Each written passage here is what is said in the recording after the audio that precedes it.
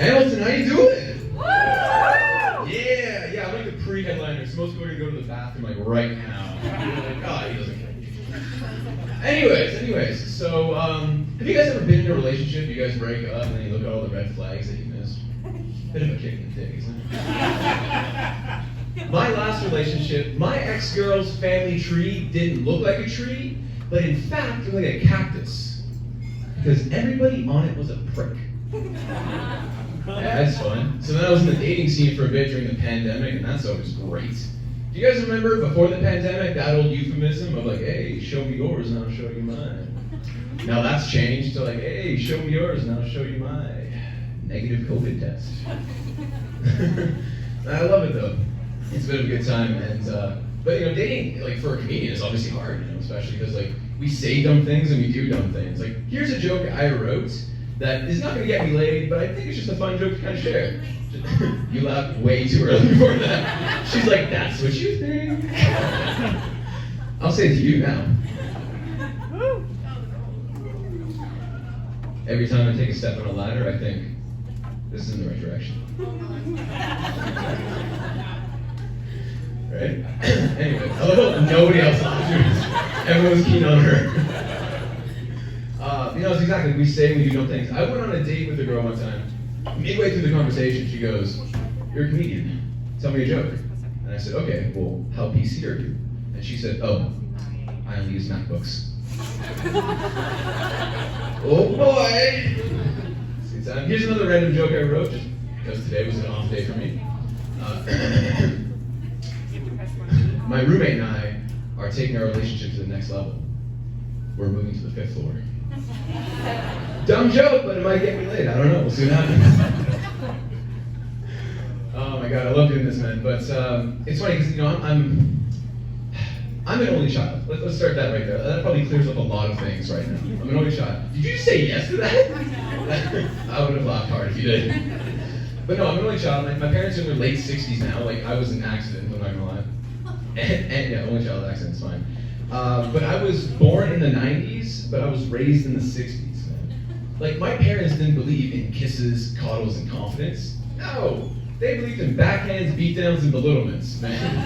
It was just, my father, at 10 years old, gave me a birthday card, which read, one man's trash is another man's treasure. By the way, you're adopted.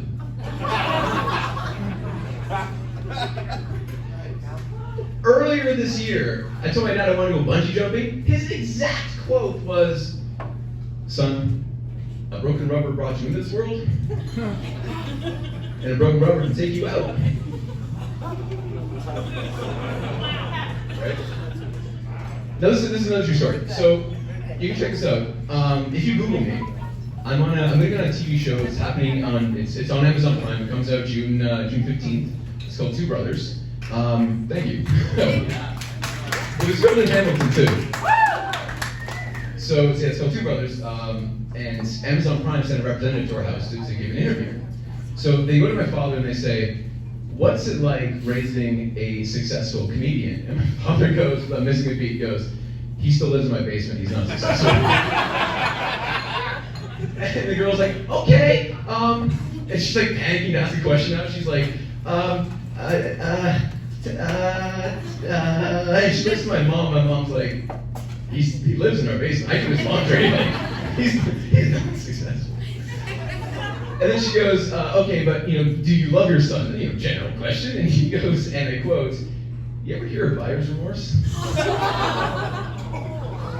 You guys are way cheaper than therapy. I need you to understand that right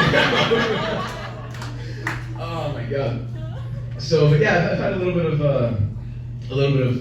relationship with my father. I love my dad. He's the oldest of 15 siblings from Newfoundland, so he does not care about any of my problems.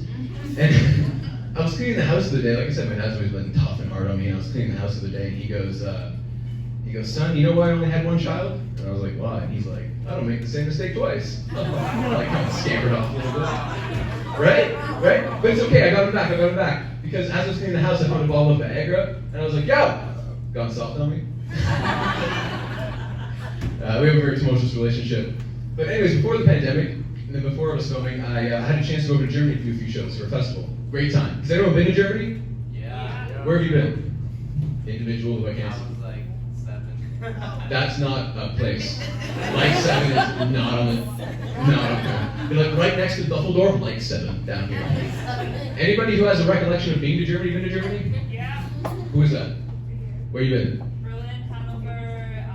I just need one. Now you're flexing. Now you're flexing. I love that. So I was nervous going to Germany. I didn't know what to expect.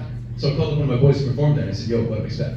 Told me 2 things. Number 1, make sure the Germans focus on you. I said, the Germans. We're all aware if they're getting one thing. It's concentration. And so we really got an applause break this corner. He's like, "Who's?"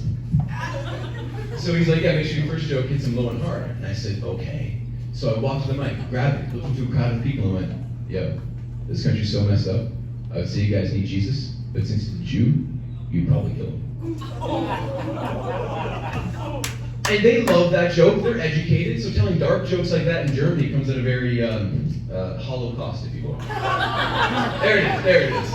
Education plus it. But speaking of cost, this is my last little joke, by the way. So speaking of cost, I need to get a cell phone when I was out there, right? Because I'm going to be there for quite a while. So I go to a T-Mobile booth and they have a sign that says English, Dutch, and Espanol. So I'm like, I speak one of those. So I walked up to it. And immediately behind the counter, the girl goes, "Sprechen Sie Deutsch?" And I said, "Nein, sprechen Sie English." And she goes, "Und du wants the handy?" Now nobody told me that the slang for cell phone in German is handy. So she's like, "Und du wants the handy?" And I was like, "Nein, I want a cell phone plan, but if a handy comes with it, I'm down." Then she starts offering me plans. She's like, "What's have the premium handy?" I'm like, "I'll take a premium handy. What does that come with? Like scented lotion? Like birthday trick favor? What is that?" And then she starts offering me family plans. She's like, "You want to see our family plan?" "A family plan? I don't plan on involving my family in this at all, freaky Germans. Unless you got a twin. And Manolis is anal beads." Alright guys, that's my time. My name is Justin Williams. Thank you so much.